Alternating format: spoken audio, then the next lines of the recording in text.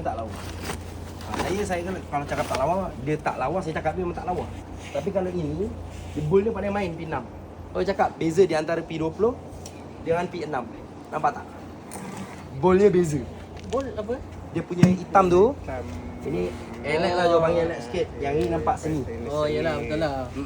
Itu ada hitamnya ni. Iya. Kalau ini cantik. Placing dia kalau saya lah, saya suka lagi yang ini. Ni antara P20. Sebab tu saya cakap, saya tadi berani open lock P1, P6 je. Betul. Ini kilang saya sendiri. Tapi saya tak berani buat lock. Saya tahu staff saya yang belah sana. Kilat menu cantik. Cantik. Tapi dengan lain.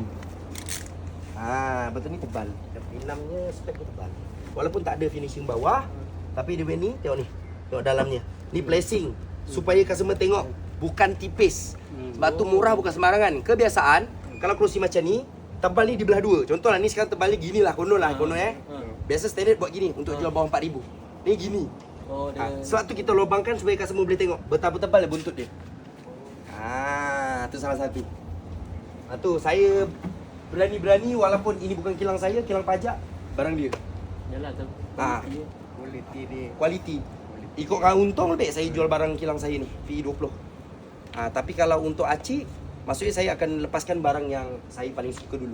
Itu saya. Saya berani lah orang kata. Yang saya paling berani. Mejanya belum buka, tapi kerusinya acik nak tulang Yang ni dah